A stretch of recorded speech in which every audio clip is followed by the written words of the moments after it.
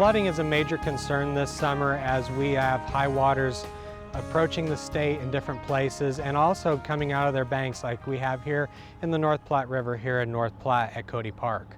We have a number of major issues that we're going to be facing in our landscapes, including trees, lawns, perennials, and vegetable gardens for anyone who lives close to a river or a creek that has come out of its banks or will come out of its banks this growing season. First of all, let's start off with trees. Our trees are a major concern because they're an item that we cannot move from the landscape.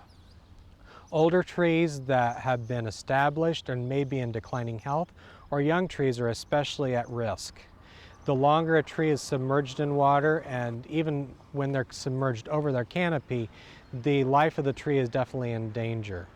Trees can be submerged in water up to 2 weeks if their canopy is not completely covered.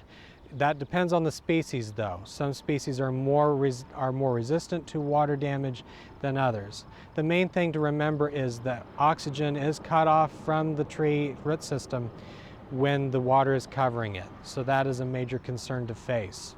Many lawns are going to be affected in this area. As you can see here at Cody Park, part of the park has been cut off due to the backflow of water into the area. As the water temperature rises and as we have more still water on the edges of the park here, more of the grass will die off. And once the water temperature becomes 85 degrees or higher, we'll probably see a very high loss of turf grass in the area.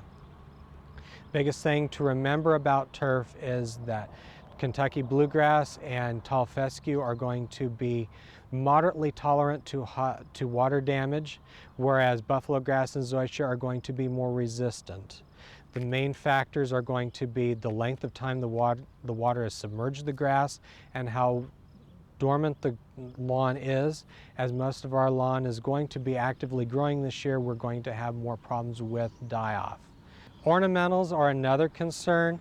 Ornamentals such as small perennials that can be dug up, this would be recommended if you had the chance to remove these plants before they're submerged and put them in temporary containers. You can move those away out of the site of danger. So the favorite flowering perennials that you may have, such as iris, daylilies, peonies, things like that, those can be dug up. Shrubs do have a moderate level of tolerance to the water, no more than 2 weeks generally. For most species, some species are more resistant than others. Some species such as boxwoods are very intolerant of extra water and as well as use. So it depends on the species of the shrub and how well they can resist it.